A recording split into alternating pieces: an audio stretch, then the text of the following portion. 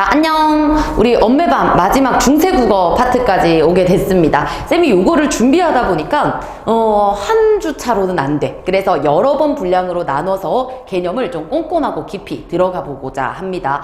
자, 그래서 한 가지만 좀 당부를 드릴게. 중세국어 들어오기 전에 현대문법이 조금 흔들리잖아? 그럼 체계화를 다시 다지고 나의 노트에다가 옮겨 적거나 아니면은 A4용지에다가 체계표를 그리는 것처럼 현대문법 자체가 좀 튼튼한 후에 중세를 들어오면 좋을 것 같아요. 왜냐면 중세국어라는 게 얘들아 완전 새로운 파트를 보는 게 아니고 지금 있는 현대 문법이 과거에는 이랬어. 물론 달라진 점이 있고 그게 출제 포인트겠지만 기준이 뚜렷하게 있어야 아 과거에 이랬는데 이렇게 됐구나로 가는 거지. 현대 문법이 흔들리면 이걸 배웠을 때 이거였나? 저거였나? 헷갈리게 된다고. 그래서 중세 들어가기 전에 필수 조건은 현대 문법을 먼저 좀 정리가 돼야 된다는 거 그거 먼저 당부드리고 오늘 수업 시작해 보도록 할게요. 자, 그러면은 쌤이 나눠준 프린트 중에 중세국어 개념서라고 있을 겁니다. 한번 나눠서 열심히 또 해보도록 할게요. 자, 가봅시다. 어머머, 이게 뭐야? 가볼게요. 자, 제일 처음에 국어사라고 하면 쌤 아까 얘기한 것처럼 현대 문법이 만들어지기 전에 우리 문법이 어떤 역사를 거쳤냐, 어떻게 바뀌어 왔느냐에 대한 걸 다루는 부분입니다. 자, 그래서 이걸 보고 우리는 언어의 역사성이라고 해요. 아, 역사적으로 변화를 겪어왔구나. 이런 변화가 있다는 것 자체가 역사성이라고.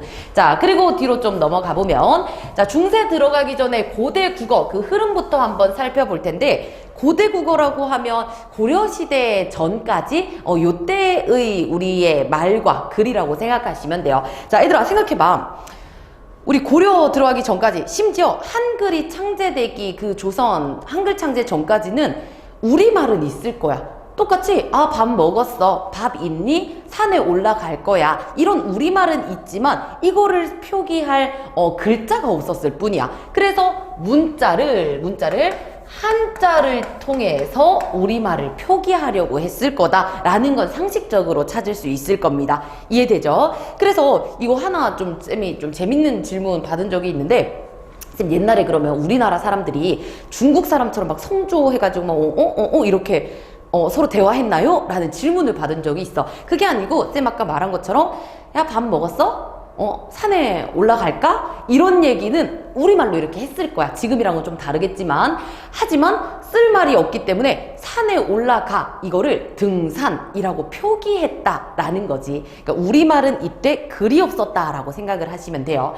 자, 그러면은 고대 국어 때 어떻게 표기를 했는지 좀 구체적으로 한번 가볼게. 얘들아, 쌤이 여기에 소나 그 다음에 금천이라는 두 한자를 가지고 왔거든. 그러면 너네들이 딱 봤을 때 서로 다른 한자 아닌가? 다른 뜻 아닌가? 라고 생각할 수 있어. 하지만 얘네들은 둘 다 쌤이 색칠한 것처럼 동일한 어떤 지명 혹은 인명을 드러내기 위한 표기의 두 가지 방법이라고 생각하시면 돼요. 먼저 첫 번째 봐봐. 힐소에 어찌 나를 써서 얘네들은 음을 따왔어. 그치? 그래서 이 한자를 쓰고 음을 읽었더니 소나라고 읽을 수 있네. 그치? 자, 근데 이 경우는 금천이라고 해서 소리 나는 부분을 읽는 것이 아니라 쇠금의 내천 해서 다시 말해 뜻 부분을 읽어서 쇠뇌라고 읽었다는 거야. 그래서 예를 들어 이곳이 만약에 지명이었다고 치자. 이 동네 이름을 소나라고도 말했고 쇠뇌라고도 말했고 어쨌든 소나와 쇠뇌의 그 중간의 발음으로 했기 때문에 음을 따와서 표기하거나 혹은 뜻을 따와서 표기했다라고 보시면 돼요. 자, 이거 헷갈려 하면 안 돼. 어쨌든 하고 싶은 말은 우리의 말 소나라는 곳으로 갈 거야. 근데 그 소나라는 글자 시옷 같은 게 없으니까 한자에 음을 이용하거나 뜻을 이용했다라고 생각하시면 돼요. 괜찮죠? 자, 그리고 나서 이두구결 향찰 얘네들 다 외워야 돼요 라는 말 자꾸 하는데 안 외워도 돼. 그냥 고대 국어에는 이두구결 향찰 같은 것들이 있는데 심지어 이 말도 없어도 돼. 그냥 보기에서 다 줄 거야. 자, 근데 얘네들이 어떻게 우리식대로 글을 썼냐, 말을 이렇게 배열했냐 라고 보면 요거 예시부터 한번 들어볼까 얘들아? 밑에 거 가지고 쌤이 좀 설명을 할게. 이두구결 향찰은 결국 우리식대로 표기하려고 한 거야. 우리식대로. 원래는 중국식대로 문자 표기를 했다면 우리식으로 바꾼 것이 이두구결 향찰이다 라고 일단은 크게 생각해줘. 자, 그럼 예를 들어서 얘들아, 쌤 아까 예시 들었던 등산 있잖아. 그러니까 다시 말해, 그때 사람들이 산에 오른다 라는 말을 할 때는 등산으로 써야 했어. 근데 얘네들의 뜻풀이를 보면 오를 등자에다가 산산자잖아. 그치? 그러면은 이거를 읽으면 쌤, 등산은 오르다 산이잖아요. 근데 저는 산에 오르다 라고 말하고 싶은데요. 이렇게 할 수 있지. 그래서 그때 사람들이 우리 어순으로 한번 바꿔보는 건 어떨까? 라고 이제 표기를 좀 바꾸기 시작해요. 예를 들어서 뭐 이렇게도 나타낼 수 있겠지. 산에 오르다 처럼 우리말 어순처럼 산등이라고 바꿔서 표기하는 거, 이런 것들이 이두구결 향찰이라고 생각하시면 돼요.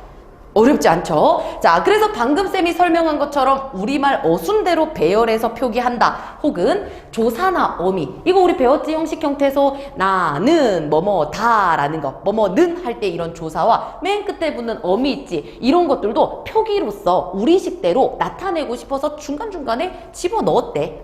그죠? 자, 그리고 쌤이 요거 가지고 온 거는 향찰. 우리 향가를 배웠기 때문에 너네가 이해가 좀 더 쉽다고 생각하는데, 자, 오를 등의 산산자를 우리식대로 한번 바꿔서 배열한 향찰을 보면 산산자에다가 그 다음에 어조사의야. 그리고 오를 등이고요.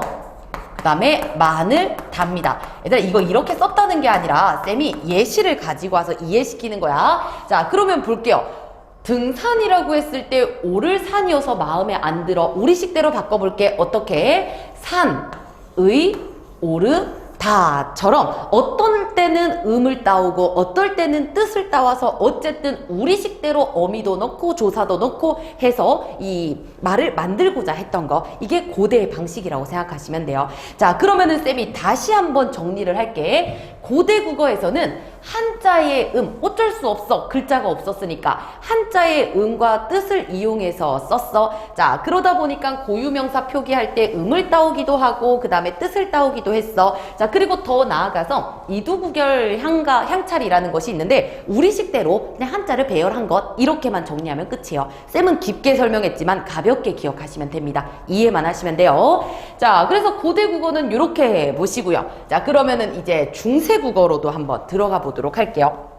자, 보면 얘들아, 중세 국어를 쌤이 시기를 이렇게 나눴어. 아까 고려까지, 고려 전까지를 쌤이 고대라고 한다면 고려 들어가서부터 15세기까지를 우리는 전기중세라고 얘기를 해요. 전기중세. 그럼 15세기부터 16세기 말까지를 후기중세국어라고 하거든. 자, 근데 우리가 배워야 하는 중세국어는 후기 중세국어다라고 생각을 하시면 됩니다. 더 쉽게 말해서 이 전까지는 아까 고대 국어처럼 뭐 한자를 최대한 활용을 해서 얘기를 했었겠지. 근데 15세기에 우리 훈민정음 한글이 창제가 됩니다. 그래서 우리가 배우는 후기 중세국어는 한글 창제 후의 모습이라고 생각을 해주시면 돼요. 혹시나 이것도 시대적인 거 좀 헷갈려하는 친구들이 있으니까 설명을 하는 건데 그래도 좀 기억은 해놔 얘들아. 한글 창제 후의 모습을 우리는 중세국어로 배우고 있다. 이렇게 가는 겁니다. 자, 그러면은 아주 기본적인 거부터 가보도록 할게요. 15세기의 중세국어는 어떠했는가?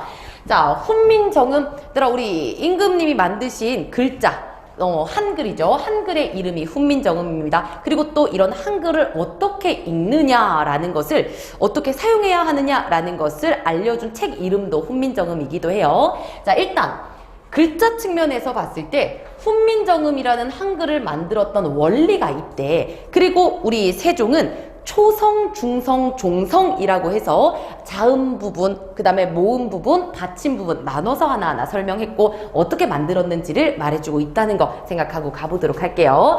자, 가장 먼저 초성에 만들기 전에 세종이 생각한 원리가 있어. 일단 쓰고 시작할게. 첫 번째, 기본적인 글자는 본 따서 만들겠다. 본 뜨다라는 뜻에서 상형자라고 합니다. 상형의 원리가 들어가는 거야. 자, 이거부터 설명해 볼까? 자, 기본자로 갑니다. 우리의 이렇게 입이 있다고 했을 때, 그리고 앞모습도 이렇게 그려볼 건데, 자, 봐봐. 이거 설명하면 맨날 우기는 것 같다고 해서 좀 그렇기는 하지만, 얘들아, 우리 그 발음을 해보면, 발음하면, 너네들도 발음해야 돼. 그 하면 이 혀뿌리가 목구멍 쪽을 좀 막아. 그래서 이쪽을 좀 막는 느낌이 나는겨. 그래서 이렇게 이 혀의 모양을 본따서 라고 하는 거. 우기는 거 아니야. 그리고 나서 우리 느는 혀가 여기 이빨이 이렇게 있으면은 요 뒤에를 살짝 치거든. 이렇게 쳐. 발음해보면 돼, 진짜야. 그래서 이 혀의 모양을 본따서 또 라고 해요. 그리고 이 부분은 좀 쌤이 우기는 것 같은데, 발음할 때 이렇게 입에서 나오잖아. 해서 요거는 미음. 그 다음에 우리 발음할 때 약간 입 이렇게 벌리지, 하면서 구멍을 살짝 만들면서 이렇게 되잖아. 지붕 모양처럼. 그래서 그리고 얘들아, 이라고 해서 이응, 여기 목구멍 소리라고 하거든. 이게 지금은 아무 소리 없잖아요 하지만 그때는 살짝 있었어. 약간 그런 느낌으로 있었거든. 그래서 목구멍을 닮았다 하여 이렇게 가는 겁니다. 우기는 거 아닙니다. 그래서 쌤이 이렇게 얘기하고 싶은 건 뭐냐면, 첫 번째, 어쨌든 우리가 초성을 만들 때 기본적인 글자를 세팅을 할 건데, 그거는 우리의 입 모양, 발음 기간, 그 다음 조음 기간들을 본따서 만들었다라는 측면에서 우리 그느, 무스, 이렇게 본딴 기본자가 나와요. 상형자라고 합니다.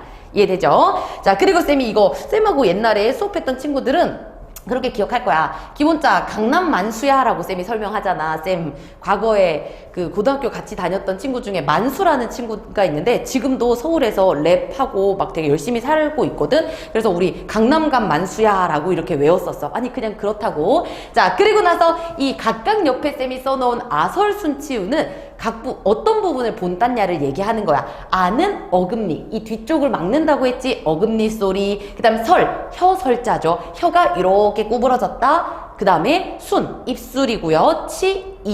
이고요. 치아. 후는 목구멍 후라고 생각하시면 돼요. 되겠죠? 자, 그래서 강남만수야 기본자를 찾았고, 자, 그리고 이렇게 기본자 만들어진 거에 획을 더할 거야. 그래서 얘를 가획의 원리라고 하는데, 근데 중요한 건 획을 더하면 소리의 세기가 같이 커져요. 획을 더한다는 건 세기도 세진다 라고 보는 거야. 자, 그러면 한번 가볼게요. 기억에다가 획을 더했더니 세지는 거 맞지? 그리고 니은에다가 획을 더했더니 느보다는 세지는 거 맞지? 또 트까지 세지는 거 맞죠? 그리고 미음, 우리 위로 이렇게 획을 더하니까 세졌고요. 그 다음에 또 옆으로 더하니까 세졌고요. 자, 그 다음에 스보다는 위에 얹은 즈가, 그 다음 즈보다는 위에 얹은 츠가 더 세고요. 그죠? 자, 그리고 나서 우리 동그라미에다가 하나를 붙였더니 이것보다는 이게 라면 가 됐고, 그 다음에 흐가 됐고, 점점 세지는 소리로 간다는 거. 그래서 획을 더했더니 세기가 세지네. 이걸 가획자라고 합니다. 이것도 괜찮을까? 자, 그리고 나서 이제 마지막으로 가면 이체자인데 몸이 다르다는 거야. 다시 말해, 글자 모양이 달라. 이 위치는 똑같은데 모양이 다르게 나오는 애거든. 써놓고 볼게요. 얘가 좀 특이한 거지. 이렇게 생긴 거 하나, 그 다음에 요렇게 생긴 거 하나, 그 다음에 요렇게 생긴 거 하나. 자, 그러면 의문이 많을 겁니다. 일단 이때 쌤 아까 이응 나왔는데 이거는 꼭지가 없는 그냥 동그라미 이응이야. 지금의 이 하는 것처럼. 근데 여기 꼭지가 있는 건 소리가 나는 거. 영어로 따지면 NG야 얘들아. 받침. 잉어 할 때 잉어 할 때 잉 있지. 그러면 위에 소리가 없거나 작게 나는 애는 꼭지가 없는 애가 오고, 그리고 소리, 받침 자리에서 소리 응이 나는 애는 이렇게 꼭지를 준다는 거 이렇게 생각하시면 돼요. 아셨죠? 자, 그리고 얘 발음해보면 입 모양은 바뀌지 않고 코만 열리는 거거든. 그래서 같은 위치인데 모양은 달라. 그래서 이체자라고 해요. 되겠죠? 그리고 우리 느르 위치는 똑같은데 근데 여기서 너네들 의문이 있을 거 알아. 어떤 거냐면 쌤 니은에다가 획을 자꾸 더하면 결국 리을이 되니까 얘 가획자라고 하면 안 되나? 똑같아 이것도. 쌤 시옷에다가 밑에다가 요거 획만 더하면 요 세모 되니까 이거 가획자라고 하면 안 되나? 근데 아까 획을 더하면 소리의 세기가 어떻게 돼야 된다고? 세기가 세져야 된다고 했지. 근데 얘는 부드러워. 너무 부드러워서 이름도 유음이야. 그리고 얘는 뭐냐면 너무 부드러워. 그러니까 획을 더한 것처럼 보여. 그치만 세기가 세지지 않기 때문에 이체자로 분류를 할 겁니다. 되겠죠? 자, 그래서 쌤이 이렇게 써놓은 훈민정음 우리 한글 중에서도 초성, 강남만수야부터 가획을 해서 만들어 놓은 것이 우리 초성의 모양들이라고 생각을 해주시면 됩니다. 자, 그러면 이제 중성으로도 한번 가봐야겠지. 중성도 가볼게요. 자, 초성을 하면 중성부터는 쉬워. 자, 모음 자리에 있는 중성도 역시나 본따답니다. 뭐를 본따서 만들었냐면 이거 봐. 아래 아저 어떻게 읽는지 알지 얘들아? 이거는 아, 으, 이 셋 중에 하나 읽으면 돼. 어쨌든 아래 아는 하늘을 본딴 거야. 세상은 동그랗잖아 얘들아. 그래서 하늘을 본땄다. 그리고 으는 땅을 본땄고요. 이는 사람을 본땄어. 그래서 우리 막 그 휴대폰 키패드 중에서도 천지인이라고 있잖아. 이거 본따서 만드는 거라고 생각하시면 돼요. 괜찮죠? 자, 그러면은 천지인을 본딴 상형자에다가 쌤 이것도 획을 더할까요? 아니요. 얘는 이 아래 아를 더할 겁니다. 합칠 거예요. 다른 말하고. 그래서 합친다는 의미에서 합성자 혹은 합성의 원리라고 얘기합니다. 어떻게 합치는지 볼게. 일단 의에다가 얘들아 위에다가 합쳤어. 의에다가 아래에다가 합쳤어.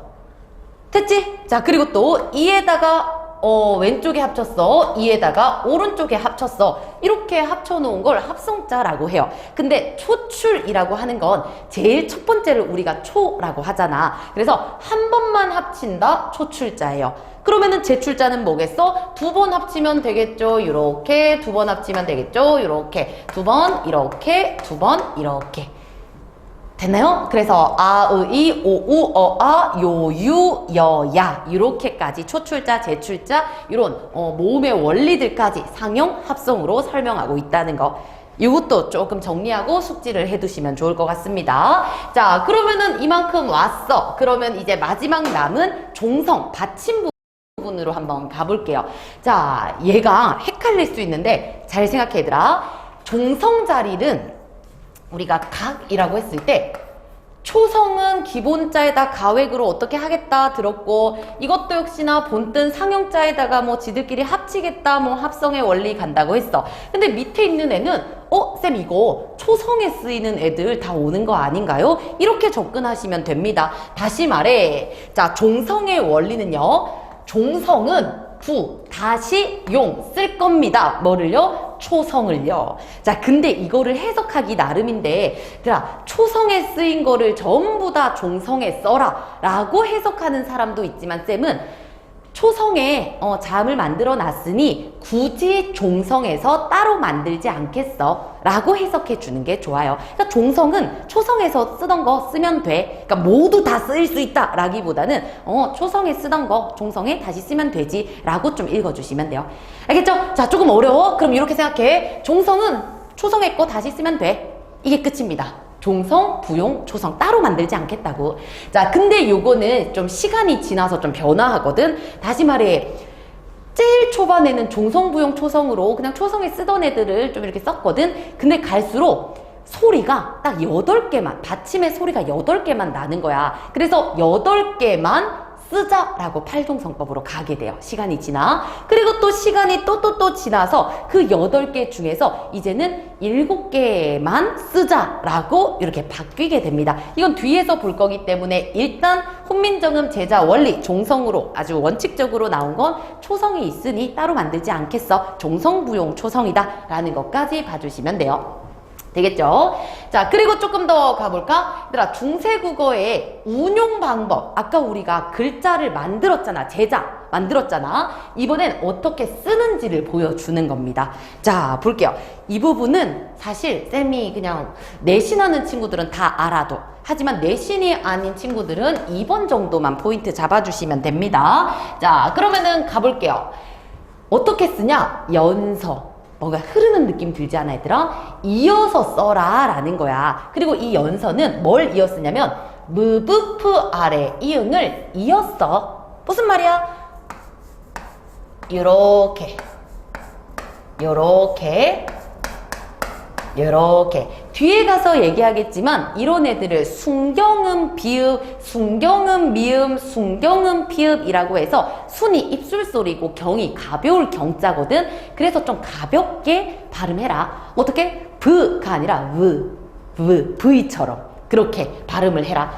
P가 아니라 이렇게 발음해라 라는 식으로 자음, 하나의 자음 밑에다가 이어서 적어라 라는 게 연서입니다. 흐르듯이. 괜찮죠? 이해만 하세요. 그리고 병서는 아까는 위아래로 흘렀다면 이번엔 옆으로 나란히 쓸 거야. 그리고 병서에는 종류가 두 가지입니다. 생각해봐. 똑같은 애들이 붙어 있을 수 있고 그 다음에 다른 애들이 붙어 있을 수 있잖아. 그럼 똑같은 애들이 붙었다. 같은 애들이 붙는다 하여 각자병서라고 해요. 같으니까 각자병서야. 같으니까 각자병서. 예를 들어 뿌 같은 애들이 쭈루룩 나란히. 같으니까 각자. 괜찮죠? 그러면 다르니까 합쳐라 라고 해서 합용병서도 있습니다. 합용병서.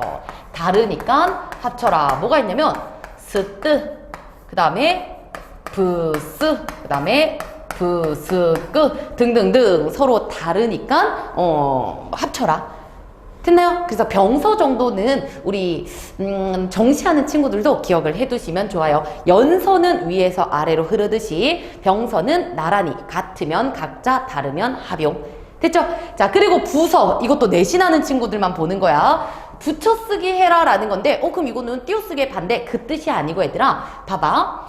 부서라는 글자를 봐봐. 하나의 글자를 만들 때 자음이 있지. 그럼 모음은 어디 붙여? 자음의 아래에 붙였어. 그래서 아래 하자를 써서 자음의 아래에 붙인다. 하서법이야. 되겠죠? 그러면 우서법은 뭐겠어? 우리 서할 때 자음이 있잖아. 어디다 써? 오른쪽에다가 붙였어라. 그래서 부서가 하서법, 우서법이에요. 부서로 기억하면 좀 괜찮지 않을까? 자, 그래서 이것도 내신하는 친구들만 기억할 겁니다. 부서는 띄어쓰기의 반대가 아닙니다. 자음 밑에 혹은 오른쪽에 모음을 붙이자라는 뜻으로 봐주면 돼요. 이 정도까지가 그래도 한 번은 언급하고 가야 되는 거기 때문에 그래도 적어놓고 나중에 암기는 나중에 하더라도 일단 이해 고개 끄덕이면서 오시면 됩니다. 자, 조금 더 가볼게요. 자, 그러면은 중세국어의 제자 원리도 알아봤고 운용법도 알아봤습니다. 그럼 본격적으로 가기 전에 성문법도 쌤이 집어넣어놨네. 이거는 현대 문법에서도 한 번씩 나와. 다른 말로 성절성으로 나왔었거든. 성절성. 이게 비슷한 말이 성절성이라는 건데 뜻을 보면 음절을 구성하는 성질이야. 음절을 구성하는 성질. 그럼 음절이 뭐야? 소리 나는 대로 읽었을 때의 한 글자야. 예를 들어 바다 중에 바. 소리 나는 대로 읽었을 때 한 글자. 이게 음절이야. 자, 그러면 똑같이 음절을 구성하는 방법이야. 똑같죠? 성절법, 성음법 똑같습니다. 자, 우리 훈민정음 거기 세조는 어떻게 설명하고 있냐면 우리 글자들은 초성, 중성, 종성이 합쳐져서 이루어져야 돼. 다시 말해 하나의 음절을 구성하기 위해서는 초성 혼자 딸랑 있으면 안 된다고요. 무조건 옆에 중성이 와줘야 되고 필요한 경우에는 이렇게 종성도 와줘야 한다. 모두가 합쳐져서 한 글자를 이룬다. 이꼴 성음법이라고 보시면 돼요. 됐나요? 자, 그래서 바다도 그렇고 바람도 강꽃 전부 다 초성, 중성, 초성, 중성, 초성, 중성, 초중종, 초중종, 초중종 글자는 초중정이 합쳐져서 하나의 음절을 구성하는구나 라는 거 합쳐져야 되는구나 까지 봐주시면 돼요. 어렵지는 않죠? 자, 그러면은 이제 본격적으로 중세국어 꼭 봐야 되는 거 쌤이 오늘 표기 까지만 한번 가볼게요. 이것만 너네들이 외워서 다음 주 거 이어봐주면 그것만으로도 벌써 베스트야. 자, 그러면 가겠습니다. 자, 중세국어는 어떻게 적어? 고대에서는 어떻게 적었다? 한자의 음과 뜻을 따서 적었다고 했지. 근데 우리 표기는 좀 달라집니다. 보세요. 먼저 이어 적는데요. 여기서부터 너무 할 거 많다. 자, 이어 적기. 얘들아 헷갈리면 안 돼. 아까 이어서 뭐 하는 거 있었는데 그거는 흐르다라고 해가지고 요거 이어 쓰기라고 했고 연서라고 했었거든. 그거 지우세요 지금. 그거랑 다른 거야 완전히. 그래서 앞에 얘기했던 운용법은 진짜 간혹 나오는 거니까 외워야 한다면 이쪽부터 외워야 돼요. 아시죠? 구분해서 외우거나 아예 그거 지우고 오시거나 하셔야 돼요. 자, 제일 처음부터 가겠습니다. 중세국어는 이어 적기 합니다. 한자로 말하면 연철이라고 해요. 이어서 적는다. 철자 할 때 그 뜻이에요. 그리고 이어 적는다는 건 또 무슨 말이냐면 소리 나는 대로 적는다라는 뜻입니다. 그리고 어떤 교과서에서는 이거를 또 쌤 옆에다 조금만 더 쓸게. 음소적 표기라고도 하거든. 아, 너무 어렵게 말해. 자, 하지만 이것만 생각하면 돼. 소리 나는 대로 적는다. 소리 나는 대로 적는다. 자, 그러면은 소리 나는 대로 적는 거 이어 적기라고 하는데 예시 한번 볼게. 바람에. 얘들아, 이거는 원래 형태소가 싱싱 부는 바람 플러스 에. 이렇게 바람과 조사 에가 붙었던 거거든. 근데 소리 나는 대로 바람에 라고 쭉 이어 적은 거야. 이해되죠? 그리고 이거 두 번째 것도 이거 거북이야. 거북이. 거북이가 있어. 의라고 해서 이것도 거북이. 그대로 소리 나는 대로 이어 적은 거야. 그리고 뒤에 것도 한 가지만 더 할게. 배야미. 뱀이야 뱀. 그리고 이거에 의를 붙인 거 보니까 배야매. 그냥 뒤에 모음으로 시작하면은 쭉 넘어가서 이어 적게 하는 거. 어떻게 보면 너네들 음운변동에서 배운 그 뭐라고 했지 얘들아? 쓱 넘어가는 거? 연음되는 거. 그치? 연음되는 대로 적었다고요. 소리 나는 대로 적기까지 했어. 알겠지? 소리만 나고 끝나는 게 아니라 적기까지 했다라고 봐주시면 돼요. 자, 그럼 쌤이 조금만 더 가겠습니다. 만약 이렇게 이어 적는 게 연철이라면 제대로 적는 건 어떻게 쓸까? 얘는 분철이라고 해요. 분철. 그리고 끊어적기라고 하고요. 끊어적기. 어려워할 거 없어. 그냥 이렇게 쓰면 끊어적기야. 바람에. 이렇게 쓰면 끊어적기입니다. 그리고 아까 얘를 음소적 표기라고 한다면 얘는 형태 음소적 표기라고 해요. 형태라는 그 말을 왜 넣었어? 형태를 지켜줬으니까. 안 어렵죠? 그래서 음소적 표기, 형태 음소적 표기라고도 얘기합니다. 자, 그럼 얘들아 이것도 상식적으로 물어볼게. 끊어 적게 하는 게 의미 파기 쉬워? 이어 적게 하는 게 의미 파기 쉬워? 당연히 눈으로 봤을 때 이까지가 체언이고 이까지가 조사다 라고 뚜렷하게 나와 있는 분철이 의미 파기 쉬운 거죠. 이해되죠? 자, 그리고 나서 분철만 있는 게 아니라 중철도 있어요. 얘들아, 중철. 얘는 거듭적기라고 하거든. 거듭적기. 자, 이것도 설명할게요. 중세 옛날로 갈수록 이어적기의 모습을 보이다가 가면 갈수록 사람들이 의미 파악을 편하게 하기 위해서 끊어적기를 시도합니다. 근데 한 번에 이렇게 끊어적기가 팡 성공하는 것이 아니라 끊었는데 또 적게 돼. 그러니까 뭔가 혼란 때문에 이렇게 쓰는 거야. 예를 들어 바람 끊었잖아. 근데 아이고 쓰기를 또 그 다음 넘어간 상태로 또 적는 겨. 그래서 거듭 적었다, 중철되었다. 그래서 과도기적인 모습이라고 생각하시면 됩니다. 안 어렵죠? 자, 그래서 첫 번째 거는 얘들아 표기 중에 가장 중요한 거야. 소리 나는 대로 적었구나. 연철. 이어 적게 했구나. 소리 나는 대로 적었구나. 자, 그럼 됐습니다. 또 이어서 가볼게요.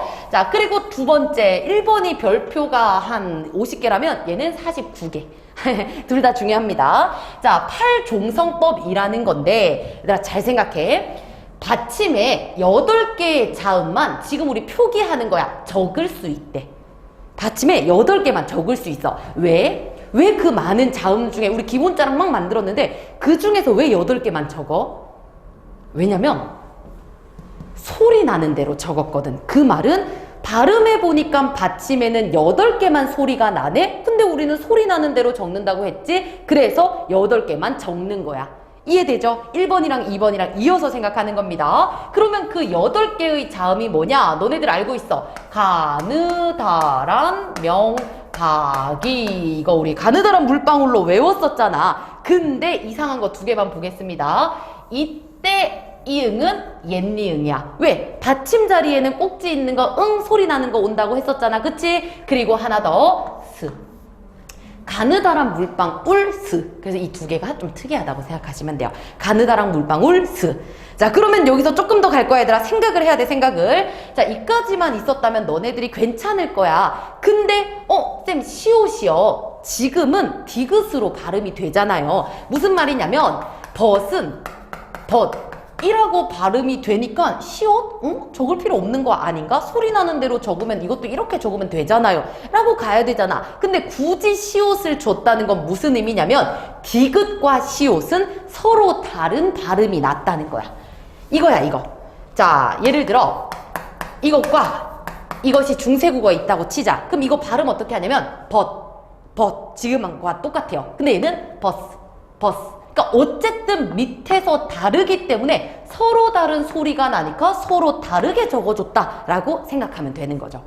되겠죠? 탈종성법 얘들아 꼭 기억해. 8개만 올 수 있는데 왜 소리 나는 대로 적었거든. 그럼 이 8개가 소리 난다는 거면 시옷과 디귿은 서로 다른 소리가 나니까 서로 다르게 적었구나. 이렇게까지 가는 겁니다. 괜찮죠? 자, 그래서 밑에 있는 예시를 좀 보시면요. 원래는 꽃이 지읒이었어 옛날엔. 근데 시옷으로 나와. 근데 이것도 이렇게 묻더라. 쌤 근데 원래 지으신 거 어떻게 알아요? 어떻게 하냐면 얘가 혼자 쓰일 때는 몰라. 항상 이렇게 쓰였을 테니까. 그치? 근데 이게 뒤에 주격조사 이가 오면 넘어가서 꼬지라고 원래 형태가 넘어가게 되니까 이런 걸로 유추해서 거꾸로 추론해서 찾을 수 있는 거죠. 그죠? 자, 그럼 어쨌든 지읒은 발음이 안 되니까 이것과 비슷한 시옷으로 발음했다. 트는 발음이 안 되니까 비읍. 트, 비읍. 그 다음에 트는 발음 안 되니까 시옷. 이렇게 8개의 자음만 적어주는 걸 따르는 팔종성법을 따르는 표기라고 봐주시면 됩니다. 자, 그리고 팔종성법이랑 관련해서 쌤이 이거 현대국어랑 좀 이어서 설명을 하도록 할게요. 자, 따라오세요. 현대국어입니다. 자, 현대국어에서도 발음 규칙이 있잖아, 얘들아. 제일 처음에 우리 음운변동 교체에서 배웠던 첫 번째 음끝, 음절, 소리 나는 대로 읽었을 때 한 글자의 끝소리 규칙, 음끝. 자, 발음 자리, 우리 받침 자리에는 발음 몇 개만 할 수 있어, 음끝. 가느다란 명박이 7개만 할 수 있는 거 맞지? 그래서 현대국어에서는 음끝을 생각해 보면은 가느다란 물방울 7개만 발음할 수 있습니다. 옛날이랑 되게 비슷하지? 발음이 제한된다는 거. 그치만 표기는 표기 7개만 하는 거야, 우리? 아니지. 벌써 끝이라는 말 자체가 7개를 넘어서 쓸 수 있다는 거잖아. 심지어 막 비읍, 시옷 없다 할 때 이런 것도 다 넣잖아. 그러니 모두 표기는 모두 할 수 있다라는 거예요. 자, 근데 우리 중세국어는 어떤가 볼까? 자, 중세국어는 발음 몇 개만 된다, 총. 소리 나는 대로 읽었더니 받침에 8개만 돼요. 가느다란 물방 울스 특이한 거. 근데 우리 8개만 소리가 난다는 건 적을 때도 몇 개만 적을 수 있어? 8개만 적을 수 있다라는 거. 그럼 이렇게 나누면 현대국어랑도 헷갈리지 않게 정리할 수 있는 거죠. 우리가 하고 있는 건 표기입니다. 아셨죠? 자, 그러면 요것도 정리하고 뒤로 또 넘어가 보도록 할게요. 내가 조금만 더 볼게요, 오늘. 자, 그리고 나서 동국정운식 3번은 동국정운식 한자음 표기인데 이것도 말부터가 어려워. 자, 얘도 조건을 주겠습니다. 일단 한자를 읽을 때 하는 거야. 한자를. 그러니까 우리말 고유어 순 우리말 나오는데 동국정운식 할 필요 전혀 없어, 얘들아. 한자를 읽을 때의 방식입니다. 한자를 읽을 때의 방식과 적을 때의 방식인 거야. 자, 그럼 썰을 그냥 쌤이 이해하기 쉬운 이야기를 좀 해줄게. 우리의 그 아버지 같은 존재는 중국이었지. 그치, 명나라 중국이었어. 자, 그러면 계속 문자를 중국의 문자인 한자를 쓴다고 했을 때 중국 입장에선 마음에 들 거야. 우리의 자식 같은 애들, 신하 같은 애들이 우리의 글자를 쓴다는 거 좋잖아. 우리 힘도, 파워도 유지하고. 근데 어느 날 세종이, 우리 이게 아들내미 같은 세종이 와가지고 저희는 이제 우리나라에서 저희만의 글자를 쓸 겁니다. 한글, 훈민정음을 만들어서 쓸게요. 라고 했을 때 중국 입장에선 어때? 아니 얘네들이 이제 우리의 곁을 떠난다고? 아니 감히 이것들이? 라고 반발할 수 있잖아. 그치? 반발한다고 생각할 수 있잖아. 그래서 이제 우리나라에서 이런 말을 합니다. 아니요, 그게 아니라요, 우리가 주체성을 가지고요 자주적으로 살아가려고 하는 거면서 그러려고 하는 게 아니고요, 중국 한자를 너네들처럼 읽기 위해서는 이거를 좀 그대로 쓸 수 있는 우리말의 글자가 필요해요. 한마디로 최대한 중국 발음과 비슷하게 발음하기 위해서는 그 비슷한 발음을 쓸 만한 글자가 필요한 겁니다. 라고 좀 싸바싸바 이렇게 해요. 그게 동국정원식 한자음 표기입니다. 뭐라고? 니네 말과 최대한 비슷하게 발음하기 위해서 그 발음대로 쓰려고 하는 게 동국정원식 한자음 표기예요. 이 말이 잘 이해가 안 되면 쌤이 다르게 또 설명해 볼게. 내가 이거 한자 잘 쓸 줄 모르는데 짜장면이라는 게 지금 한자로 쓰여 있다고 치자. 지금 여기 쌤이 한자, 이거 짜장면을 한자로 바꿨어. 이거 너네 눈에 한자로 보이는 거야. 근데 우리의 실제 한자를 읽는 그 발음은 뭐냐면 짜장면. 우리는 이렇게 읽어. 우리의 실제 한자를 읽는 발음 짜장면. 근데 중국 사람들은 어떻게 읽어? 예를 들어 짜장면, 짜장면 이렇게 읽는다고 치자. 그러면 우리는 면이라고 읽는데 쟤네들은 미엔이라고 읽네. 그러면은 미엔이라는 것을 그대로 우리가 발음할 수 있도록 이런 한글을 가지고 와서 보면 짜장면이라고 읽는 것보단 짜장면이라고 최대한 니네랑 비슷하게 발음할 수 있지 않느냐의 이유로 가지고 온 말이라고 생각하시면 돼요. 어휴, 설명하기 힘들어.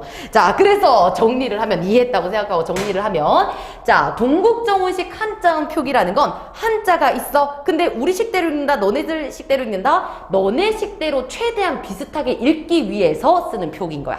이해되죠? 자, 최대한 중국 원음의 본토 발음, 네이티브, 너네 발음에 가깝게 해서 말하기 위해 쓰는 것이다. 자, 그러면은 중국 원음과 가깝다의 반대는 우리식 현실 한자음 짜장면, 짜장면과 짜장면이라고 생각을 해주시면 돼요. 되겠죠? 자, 그러면은 우리 중국 본토 발음에 비슷하게 하기 위한 표기에는 몇 가지가 있는데 쌤하고 좀 보겠습니다. 이 세 가지를 먼저 봐주세요. 첫 번째 거 되게 쉬워. 얘들아 봐봐. 다 한자지? 한자에만 해당하는 거야. 자, 첫 번째, 생종, 엉쟁, 훈민, 정흠 이렇게 읽으면 안 됩니다. 왜냐? 세종, 어제, 훈민, 정음이라고 읽어야 되고, 그러면은 너네들의 막 머리를 아프게 하는 게 세와 어와 제입니다. 그쵸? 나머지는 종, 원래부터 발음이 붙어 있어. 그래서 이것도 정리할게 얘들아. 종, 원래부터 발음이 난다라고 하면 밑에 있는 건 옛니응이야. 꼭지 있는 거. 발음이 나는 이응이 있는 거지. 훈민, 정음 할 때도 밑에 있는 거 뭐? 옛니응이야. 왜? 원래 발음이 나는 정, NG 요 발음이 있었으니까 옛니응입니다. 자, 그러면 이 세 같은 경우에는 쌤 왜 이렇게까지 하세요? 그냥 세만 쓰면 안 헷갈린데. 근데 이게 초성과 중성과 종성이 있다고 했을 때 종성 자리가 비워져 있어야 되는 게 원래는 맞잖아. 근데 동국정원식 한자음 표기에서는 그 꼴을 못 봐요. 그래서 만약 종성 자리가 비어 있어? 그러면 형식적으로라도 이응을 넣어라. 이게 삼성체계예요. 그럼 삼성체계를 따라 쓰는 게 뭐라고? 동국정원식 한자음 표기예요. 그래서 동국정원식 한자음 표기의 첫 번째는 종성이 비어 있으면 안 된다. 초중, 종성, 삼성을 다 채워라. 그럼 만약 채워져 있지 않으면 뭘 넣어? 형식 이응으로서 그 부분을 채워라. 라고 보시면 돼요. 그러니 발음은 세라고 하지만 표기적으로만 채워져 있는 거야. 그러면 어도 똑같겠지. 이게 어제라고 읽는 말인데 밑에 있는 거 원래 소리 안 나. 근데 비어있으면 안 되니까 집어넣었네. 이렇게 형식 이응이 들어간 삼성체계를 따른 모양이라고 봐주시면 돼요. 이해될까? 자, 동국정원식 한자음 표기 니네들과 최대한 비슷하게 발음하기 위해 쓰는 방법 첫 번째, 삼성체계를 따른다. 형식 이응을 넣는다. 자, 그리고 두 번째는 뭐냐면 미연 쌤이 요거를 체계적으로 쓸 말이 생각이 안 나. 그래서 이따구로 생긴 애들도 동국정원식 한자음 표기야. 자, 어떻게? 얘들아, 중국이잖아, 중국. 근데 요 밑에 있는 건 얘들아, 소리 나는 애니까 옛니응으로 적는 거 맞지? 이거는 형식 이응 아닙니다. 이해하셔야 돼요. 자, 근데 막 요따구로 적어. 왜냐면 최대한 니네 발음이랑 비슷하게 중국 이렇게 발음하는 건 너무 현실이야. 그러니까 중국 이렇게 하면 뭔가 그쪽이랑 비슷해 보이잖아. 요따구로 생긴 거. 그리고 편안이라는 뜻이거든. 편안하다라는 건데 비엔난처럼 뭔가 니네들 식처럼 써놓는 거야. 읽을 수 있도록. 알겠지? 그래서 요따구로 생긴 애들이 또 우리 동국정식 한자어 표기입니다. 그리고 마지막 이용보래. 요거는 살짝 작게 별표만 좀 쳐주시고요. 이용보래를 쌤은 이렇게 다시 쓸게. 이용보래.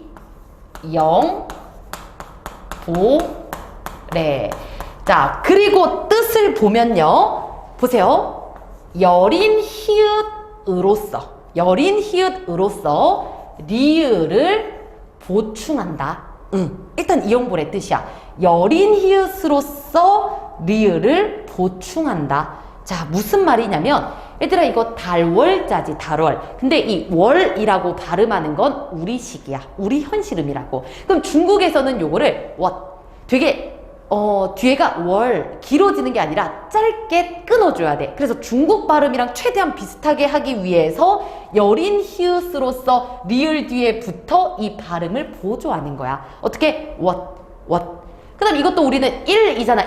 날일자. 근데 이것도 역시나 여린 히읗으로서 이 한자 어떻게 읽어? 중국식처럼 이렇게 짧게 읽어줘라 라는 거. 이것도 팔이잖아 얘들아. 여덟 팔 했을 때 발이 아니라 발 이렇게 좀 짧게 읽어줘라 하는 것처럼 리을로만 읽으면 우리식이니까 여린 히읗으로서 이거를 보충해라 라는 거, 도와줘라 라고 하는 게 또 동국정식 한자음 표기예요. 이해될까? 근데 우리 정시하는 친구들은 동국정식 한자음 표기까지 엄청 깊게 나가지는 않지만 그래도 하는 김에 해둘 겁니다. 정리는 해두세요. 그리고 이 밑에 있는 것까지는 기억 안 하더라도 동국정식 한자음 표기가 뭐야? 최대한 중국 발음대로 하기 위해서 표기하는 거, 그리고 여러 가지 방법이 있었다까지도 가주시면 좋을 것 같아요. 되겠죠? 자, 그리고 오늘 수업의 마지막 부분입니다. 글자를 적는 것까지 했어, 우리 글자 쓸 때 그때는 띄어쓰기가 없습니다. 대신 중간에 점 같은 걸로 구분하기는 했는데 굳이 그것까지 외울 필요는 없고 띄어쓰기는 없었다. 그리고 또 얘들아 책들 보면은 우리가 지금 보는 것처럼 넘어가는 거 아니지? 위에서 아래로 오른쪽에서 왼쪽으로 막 이렇게 읽어가야 되잖아. 그죠? 그래서 지금과 적는 방법이 달랐구나까지 봐주시면 돼요. 얘들아, 그리고 나서 이제 뒤에 있는 의문과 문법 파트는 다음 시간에 가보도록 할 거고요. 너네들한테 먼저 문제를 나눠주기는 했지만 바로 풀지 않아도 좋습니다. 그냥 한 주 동안 이 내용들을 단권화하고 정리하고 이해하면서 이해가 안 되는 부분을 쌤한테 다시 피드백하고 좀 그런 이해를 보강할 수 있는 한 주였으면 좋겠어요. 문제 푸는 건 개념이 다 되고 풀어도 늦지 않습니다. 아셨죠? 자, 그러면은 오늘 문법인 강도 이렇게 마무리하도록 할게요. 다들 아주 고생 많았고 꼭꼭꼭 복습을 하셔야 됩니다. 자, 그럼 오늘 인강 여기서 마무리할게요. 안녕.